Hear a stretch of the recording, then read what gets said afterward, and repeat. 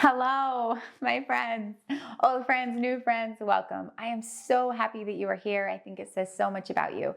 My name is Shannon Tripp, and I have been a pediatric ER nurse for 10 years now, and I'm also a mom to 4 little kids. And I spoke at the Mom Summit last year, and it was such an honor talking about slowing down and just kind of debunking this idea of hustle, hustle, hustle, and just enjoying your babies. My experience in the ER has given me such a unique perspective that I have just felt so grateful to share with all you moms on social media. And today I want to talk about something even maybe a little bit bigger of a subject, and something that I know sits very heavy on a lot of your hearts. So I want to start by actually reading you a message that I just got today. Hi, I have a question. I wasn't sure who to ask or who to confide in that might either understand or have an answer, but then I thought of you. I've been seeing so many heartbreaking stories lately of people battling sickness, parents having to watch their babies fight for their lives while standing helpless by their sides, some losing their babies altogether. I know you have seen it all firsthand. Working in the medical field and having friends currently go through it, how do you handle it? I have 3 kids. I'm finding myself completely overwhelmed with fear and anxiety of the unknown that almost becomes crippling. The more stories I see, the worse my anxiety gets. I don't want to be the overprotective, paranoid mother, but seeing everyone else's heartbreak just makes me think of all the what ifs. How do you get past that? Do you have any advice on how to not let it pull you down? You guys, I so get it. I have seen some terrible, awful, gut-wrenching things in the ER.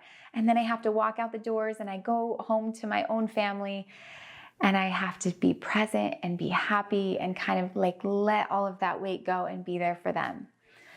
So how do you do that? How do you navigate through that? I know I have a lot of nurses that'll be watching this, a lot of moms that'll be watching this. So if you struggle with this, I want to try to help you today because it's taken years of practice and experience, but I truly believe there is a way to not live in anxiety and fear and to kind of replace that with joy and confidence. So I'm going to give you some tools that have kind of become second nature to me after all of these years, but then kind of going back and really figuring out what I do to be able to handle this. I want to share this with you, and hopefully it will bless your life.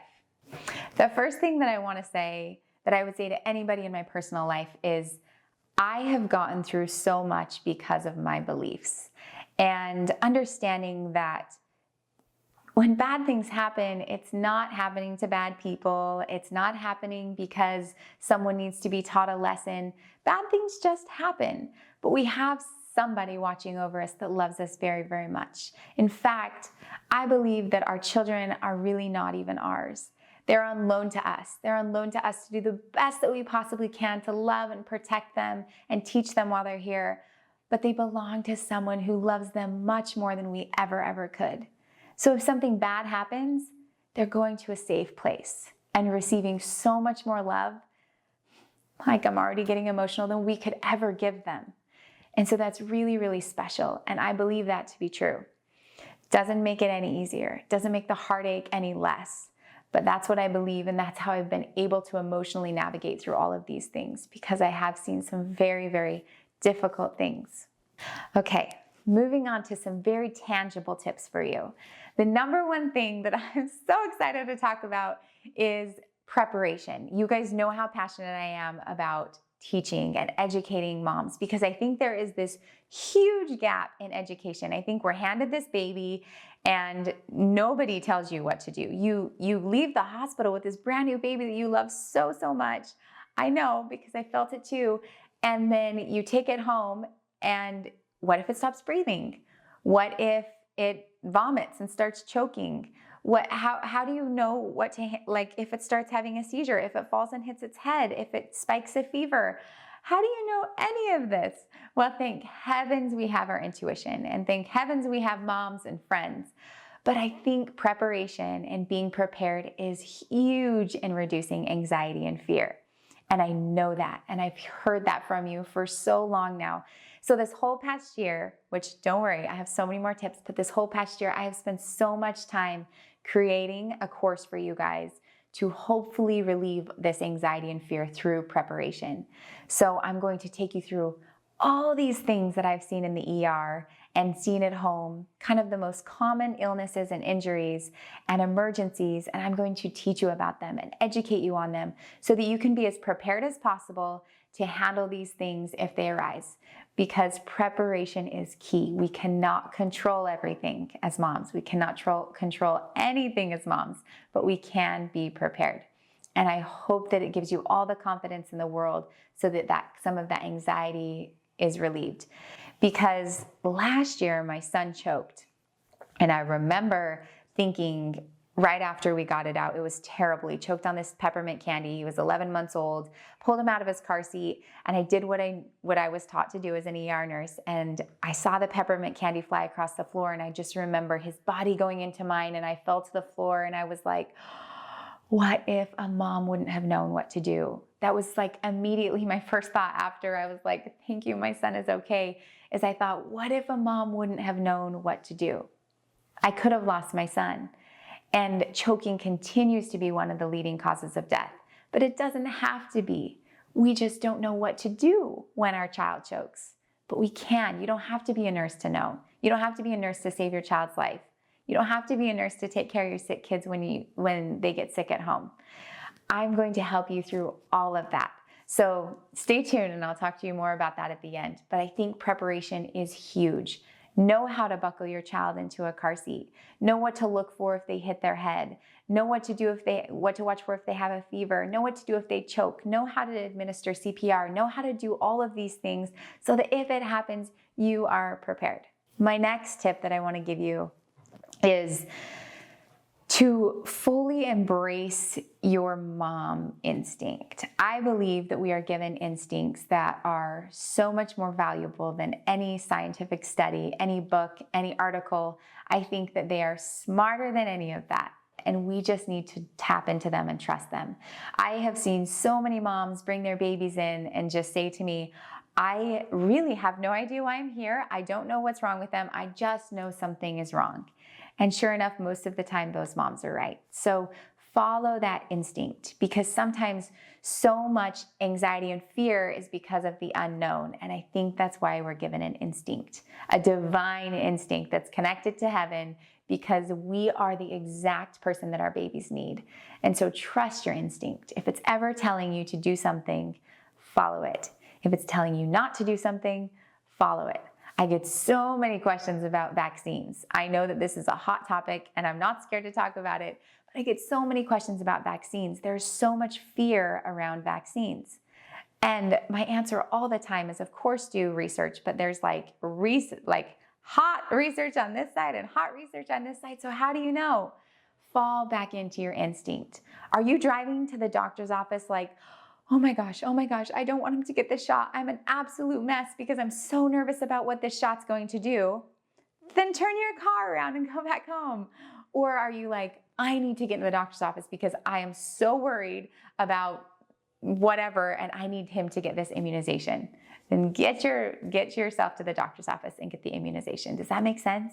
Tap into your instinct, because it kind of helps us steer and navigate through all of that anxiety that comes with just loving our little people so much.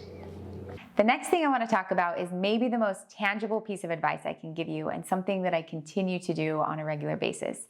And that is to stay in your own reality. You guys, I have created crazy stories in my head that have nothing to do with my reality, but it all starts by one inaccurate or bad thought that goes to another and leads to another until you're finally to like, how in the world did I get to that awful ending? So we all do it. And I have found that the best thing to do as soon as you get that very first thought is to kind of like grab it and hold it captive and then just put it away and replace it with a thought of gratitude. So let me tell you a personal story. When my daughter was 4 years old, I had been working tons of shifts at the hospital that month. And in that time, we had diagnosed 3 different 4-year-olds with cancer. And one of the complaints was leg pain. Now, my child started to complain of leg pain. She looked okay, but she complained of leg pain. And she just didn't feel very good. And she just didn't really want to walk on it. She didn't hurt it, but she just kept complaining of leg pain. And one night I put her to bed after several days of complaining of it, and she's just not feeling very well. And I remember laying in bed right next to her, watching her breathe, and just thinking to myself, she has cancer. And I fully believed it. It was like a doctor had just told me that she has cancer. And I lost it.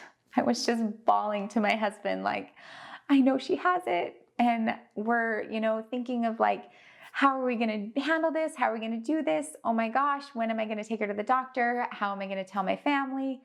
You guys, I fully went outside of my reality and created this story of my daughter having cancer, all because of one thought that led to another, that led to another. And I just let it keep going.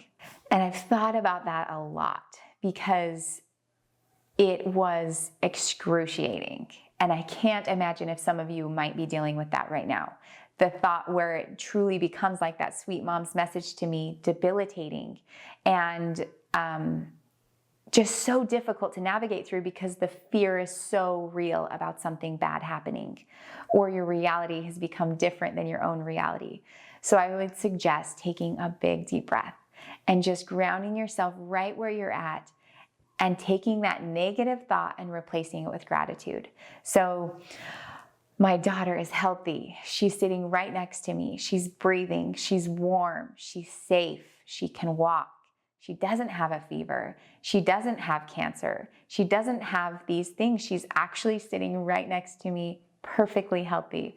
I'm sure she's just growing, but it's hard. It's super hard to do that, and I get it. But replace that negative thought, grab it and hold it captive, put it in jail, and replace it with a thought of gratitude. I am so thankful for her healthy body. I'm thankful for her legs that can walk. Tell yourself, fear, you do not own me. You cannot control my thoughts. Tell yourself that. Remind yourself how safe your babies are, how well prepared you are. I get so many messages from moms worried about something bad happening to their babies while they sleep. Remind yourself, I put them on their back. There's nothing in their crib. They're not by pillows. They're not by blankets. They're not sleeping with me in bed. They're safe. They're exactly where they need to be. Remind yourself, build yourself up that you do know what you're doing and that you are prepared and you're doing the best that you can. Replace all those negative thoughts with gratitude and remind yourself that fear is not going to win. And one of the last things I want to talk about is being mindful, just being present right where you're at. And this is something that has been a little bit more challenging for me because I'm a little bit scatterbrained and I think really fast about a lot of different things. So meditation has been something that I've had to really work on. And this kind of goes hand in hand. But I'm not talking about like sitting on the floor, crossing your legs and sitting in stillness. I'm talking about just wherever you're at, you are there. So let's just say you're at your baby's bedside. You're putting your baby to bed. They just fall asleep. And you stand up and leave the room, which is fine. I do it all the time. But sometimes I stay in there and I watch them sleep and I watch them breathe and I see their chest go up and down and I study them from head to toe and I'm there and I'm present. And I have felt so much gratitude in that moment for what that moment is. And that might sound silly, like why does that even help? But I think the more opportunities we give ourselves to find gratitude in exactly where we're at, the more kind of confidence and power it gives us to keep going through hard things. Does that make sense? At least for me, it does. And I want to tell you a story about a mom who's touched my life forever, probably the experience within the hospital that has meant the very most to me. And that is when she lost her baby and she was holding it and I was the nurse and I just watched her. There's a lot to do after a child is lost, and I was just kind of cleaning up the room and helping her get comfortable with her baby in her last minutes. And I remember just watching her study her baby and truly like breathe her baby in. I've never seen anything like it before. I have never seen what it really truly meant to like breathe something in and just be so present in a moment. And she started at the top of her head and she just looked at her eyelashes and her lips and her nose and her little rolls in her neck and her skin, and she watched her belly and all the way down to her toes. She noticed every little thing on her child, and you could tell she was just like in that moment, just breathing her in. Oh, I have chills thinking about it because it was so special to me. And I think sometimes we get so busy, and sometimes anxiety and fear comes because we're so busy. We're so busy, and so then we think of something bad happening and we're like, oh, did I tell him I love him? Did I give him a kiss? Am I prepared enough? And we just start all these things in our head. But if we just take a minute to slow down and to be mindful and present wherever we are, to feel our feet on the ground, to feel our breath as we breathe, and to just watch our babies. All of those moments, it's like we're putting them all in our pockets and we're just taking everything we can in, because no time is ever guaranteed. Look at you guys. Can you see the chills? I just know this to be true. We are not guaranteed anything. So wherever you are right now, take a deep breath and be in it. Go hug the people that mean most to you. Find comfort in the fact that they know how loved they are. That has helped me through so much, is no matter what happens, my people are going to know that I loved them, and I love them very, very much. And I hope you find comfort in that. So find your belief. Find whatever you believe in and hold on to it. Be prepared. Educate yourself. I'm going to leave a code with you guys so that you guys watching this can get this, my course that I've created, at the cheapest price that it will ever be at, in hopes that it will bless your life. Because I know if you clicked on this and watched it, that you need it. And I promise that it will. Preparation is so important because we cannot control everything. Follow your instinct. It is such a gift. It is the greatest gift we've ever been given as mothers. And that's why we don't have a handbook, because we don't really need it. It's our instincts that should be our guide, because every child is different, every relationship different, every mother is different. Follow your instincts and then stay in your own reality. Wherever you are, stay right there. Don't let your mind take you off into these crazy places. Stay right where you are and replace that first thought of fear, that first thought of anxiety, with gratitude of where your reality is right now. And of course, be mindful. Be mindful as often as you can for all of these little moments, beautiful and difficult, that we get in motherhood, and breathe them in for what they are. And if you ever get to a point where it's just hard to cope, I have seen some terrible things and I can't get out of it.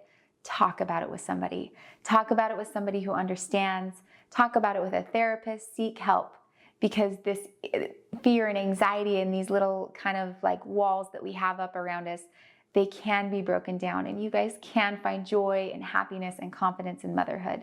That's how it was all meant to be. And in the grand scheme of things, this life is just a blink of an eye, and you deserve to be happy. Okay, I hope this was helpful, you guys.